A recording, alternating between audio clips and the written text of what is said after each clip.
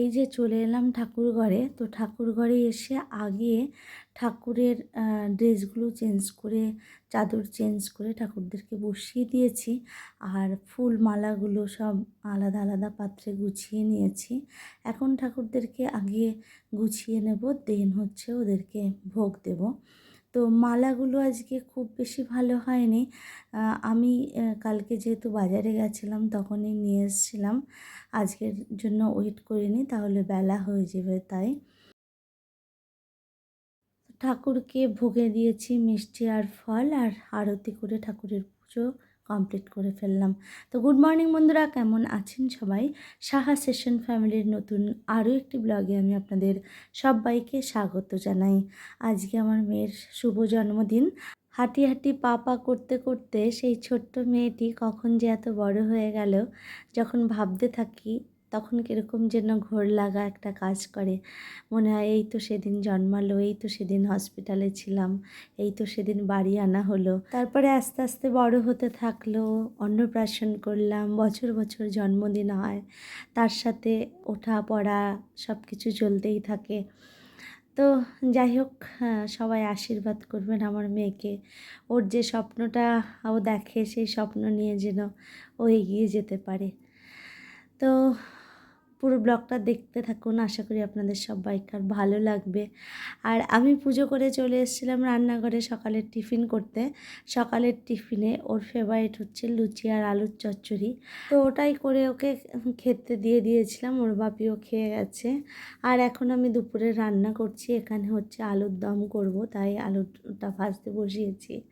আর মেয়েকে এখানে বললাম ফ্রুট কাস্টার্ড খাবেও, তাই ফ্রুটগুলো কাটতে দিয়েছি ওকে, কারণ ছোটো ছোটো করে কাটতে হয় তো ফ্রুটগুলো অনেকটা টাইম লাগে।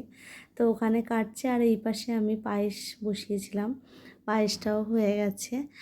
আর এই পাশে আমি পোলাওয়ের চালটা ভেজে নিচ্ছি একটু ভালো করে। ভালো করে না ভাজলে আবার ঠিকঠাক করে হবে না।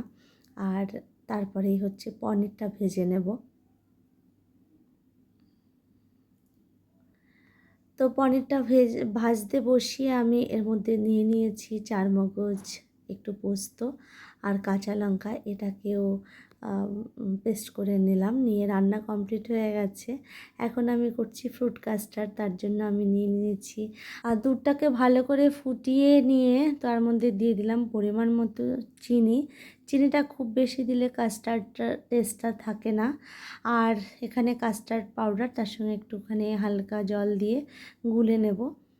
কাস্টার্ডটা আর একটু বেশি হলে হয়তো ভালো লাগতো, কিন্তু বেশি থিকনেসটা আবার আমার কাছে ভালো লাগে না।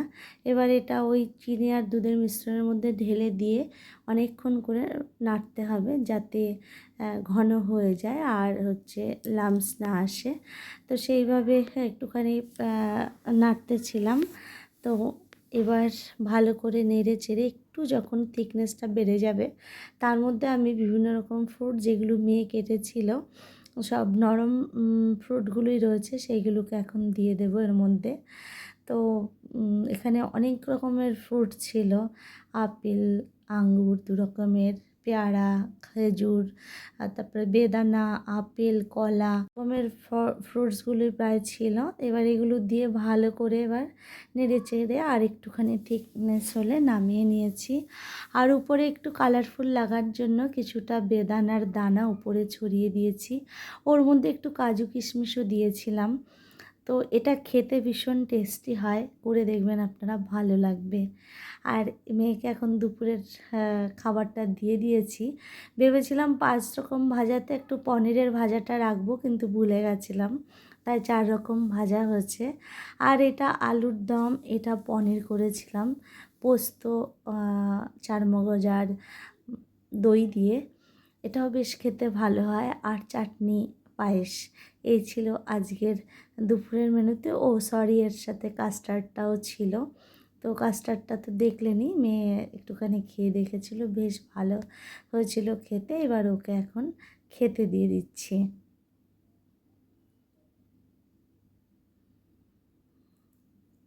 ওকে আমি বলছিলাম একটু তোল, আমি একটু ফটো তুলবো, না কিছুতেই না, আমি খাই, এখন আমাকে খেতে দাও।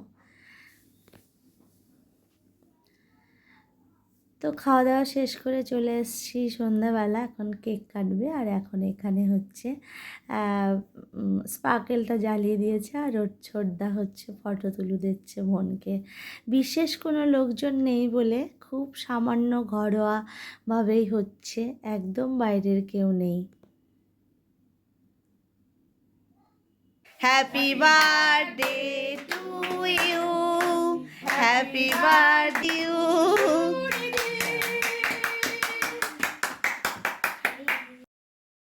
তো সন্ধ্যেবেলা হচ্ছে কেকটা কাটছে, আর এখনও সবাইকে অল্প অল্প করে কেক মুখে দিয়ে দিচ্ছে। আর ওর মনটা খুব একটা ভালো নেই, বিকজ কি ও বলেছিল করলে সবাইকে নিয়ে করতে, আর না হলে নয়, বাট আমি সেটা মানিনি। তুলে দিও ঠিক করে।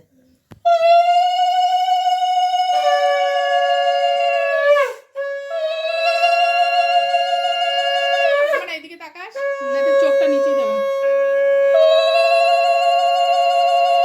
মা এদিকে তাকা।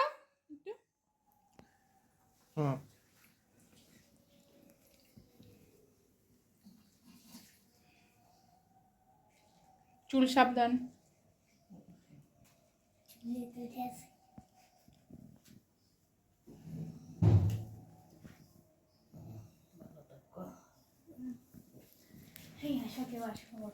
একটা মিষ্টি খাওয়াই দেবো রে বাবা। বড় করে হা, বড় করে হা, বড় করে হা। ইমা দেখাই গেল না হা। ইমা জল দাও, জল দাও, এক এক করে। এখন হচ্ছে মা আশীর্বাদ করছেন, আর মা জলটা খাইয়ে দিচ্ছেন। তো অনেকক্ষণ জল খায়নি বলে অনেকটা পরিমাণে জল খাচ্ছে, আর আমরা সবাই খুব হাসছিলাম তাই নিয়ে। আর মায়ের আশীর্বাদ শেষে মায়ের সাথে দুটো ফটো তুলে নেবে, তারপরেই আশীর্বাদ করছে ওর বাপি। কিন্তু ওর বাপি আশীর্বাদে এত তাড়া লেগে গেছে ওর, বারবার করে ফোন আসছে কোথাও একটা যেতে হবে ওকে। বাট মেয়েও নাছোড়বান্দা, কিছুতেই বাপিকে ছাড়বে না। আর না, তুমি আগে দাঁড়াও, আগে আমার আশীর্বাদ হবে, তারপরে হচ্ছে ফটো তুলবো, তারপরে।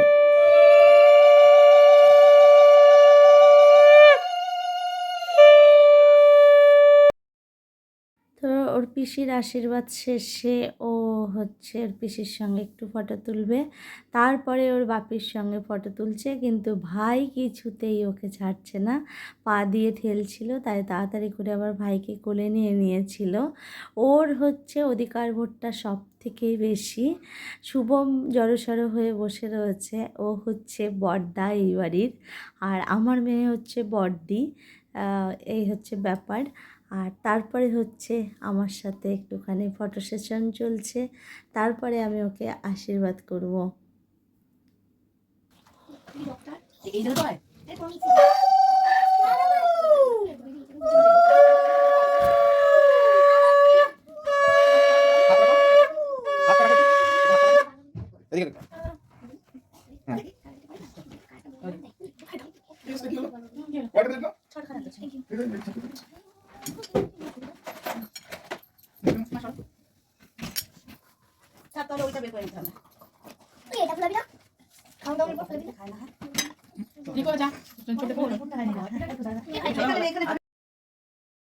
আমার আশীর্বাদ পর্ব শেষ হওয়ার পরে ওর ছোটদা ওকে আশীর্বাদ করে। প্রায় প্রতি বছরই রিকু থাকে, বাট ওর যে বড়দা সে খুব কম সময় থাকতে পারে, সে এখন অনেক বড় হয়ে গেছে, তো সেই কারণে আর ওর সময়ও হয় না, বিজনেসম্যান। আর এখনও বুনুর সাথে সম্পর্কটা খুব ভালো রয়েছে বলে আসার চেষ্টা করে, ডাকলে আসেও। তার দাদার সাথে বোনের সম্পর্কটা একটু অন্যরকমই। বুনুকেও দাদা ভালোবাসে, দাদাও বুনুকে ভীষণই ভালোবাসে। যাই হোক, ওরা আবার দুজন দুজনকে তুমি তুমি করে কথা বলে, তুই করে কথা বলে না। আর এখন এদেরকে এখানে খেতে বসিয়ে দিয়েছি। রান্না বিশেষ কিছু নয়, পোলাও, আলুর দম, চাটনি, পায়েস, কাস্টার্ড, একদম ঘরোয়া, যেটা বলেছিলাম। অনাড়ম্বরভাবে এবারে জন্মদিনটা পালন করছি আমি, যেহেতু সামনে পরীক্ষাটাও রয়েছে, আর খুব বেশি কিছু করতে পারবো না বলেই এইভাবে জন্মদিনটা পালন করছি। আগেই বললাম মেয়ের মনটা ওর জন্য একটু খারাপ। তো বন্ধুরা, এই যে মেয়ে টায়ার্ড হয়ে গেছে, তাই এখন শুয়ে শুয়ে মোবাইল দেখছে, আর আমিও চলে এলাম। সবাই চলে গেছে বাড়িতে খাওয়া দাওয়া কমপ্লিট করে। মেয়ের জন্মদিনটা এবার খুব বেশি কি একদম অনাড়ম্বরভাবেই করা হলো। একদম ঘরোয়াভাবেই, কাউকেই বলা হয়নি। বাবার বাড়ির থেকেও দুপুরবেলা ভাই এসেছিল, বাট আর কেউ নয়। বড় ননদের বাড়িতে বলাই হয়নি। আর ছোটো ননদ যেহেতু একদমই কাছে থাকে, তাই ওকে বলা হয়েছিল আসতে, তাই ও সন্ধ্যাবেলায় এসেছিল। আর মা বলতে আমার শাশুড়ি মা, আর আমার দেওরের 2-3টে বাচ্চা, এই জাস্ট দেখলেনই আপনারা, এইটুকুই ছিল। আর আয়োজনও খুব বেশি কিছু করিনি, যেটুকু না করলে নয় সেইভাবেই। একটা কেক না কাটলে জন্মদিনে ভালো লাগে না। মেয়ের যদিও একদমই ইচ্ছা ছিল না, যেহেতু ওর বন্ধুদের কাউকেই বলিনি, তো ও বলছিল যে কাউকে না বললে তোমার জন্মদিন পালন করতে হবে না, কিন্তু মা তো সেটা ভালো লাগে না। তো সেই কারণেই আর কি করা হলো, কেক কেটে একটুখানি। তো যাই হোক, সবাই চলেও গেছে, আর আমার শরীরটাও খুব একটা ভালো নয়, তো টায়ার্ডও লাগছে ভীষণ। আমাদেরও খাওয়া দাওয়া হয়ে গেছে, তো এখন ড্রেস চেঞ্জ করে ফ্রেশ হয়ে তারপরে ঘুমাবো। তো আজকের মতো ব্লগটা এখানেই রাখছি। আর মেয়ের জন্মদিনের ব্লগটা কেমন লাগলো অবশ্যই করে জানাবেন। আর আমার মেয়েকে অবশ্যই আশীর্বাদ করবেন, আগামী দিনগুলো যেন সহজ সরল এবং সুন্দরভাবে ও এগিয়ে নিয়ে যেতে পারে। আর ওর লাইফের যেটা ইচ্ছা, সেই ইচ্ছাটা যেন ও, তো এই আশীর্বাদটুকুই কামনা করি। তো রাখি, টাটা, বাই, গুড নাইট। আবার দেখা হবে নতুন একটা ব্লগের সঙ্গে। ততক্ষণ আপনারা সবাই ভালো থাকুন, সুস্থ থাকুন। আর আমার ব্লগটা ভালো লাগলে আমার চ্যানেলটিকে সাবস্ক্রাইব করে আমার পাশে থাকবেন। দেখা হবে নতুন একটা ব্লগের সঙ্গে। টাটা।